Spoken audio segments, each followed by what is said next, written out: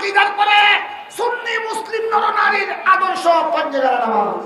পাঞ্জেগানা নামাজের মধ্যে কোনো চাপ নাই। পাঞ্জেগানা নামাজ পড়তে হবে। দুই হাত তুলে বলেন পাঞ্জেগানা নামাজ পড়তে হবে কিনা? পাঞ্জেগানা নামাজ অবশ্যই পড়তে হবে, ফরজে আইন। যতক্ষণ মুসলিম নরনারীর বিবেক ঠিক আছে, যতক্ষণ মাথা ঠিক আছে, জ্ঞান বুদ্ধি হুঁশ বুদ্ধি ঠিক আছে, ততক্ষণ পর্যন্ত নামাজের ব্যাপারে কোনো চাপ। সবাই কথা যে মাহফিল থেকে জেনে নিবেন, ঈমান আকীদার পরে হলো নামাজ। রমজানের রোজা যাদের উপর ফরজ হয়েছে, সামর্থ্যবান হজ্জে বাইতুল্লাহ, যারা মালদার সাহেবে নেশাব সামর্থ্যবান, বৎসরে একবার 40 ভাগের একবার যাকাত আদায় করতে হবে।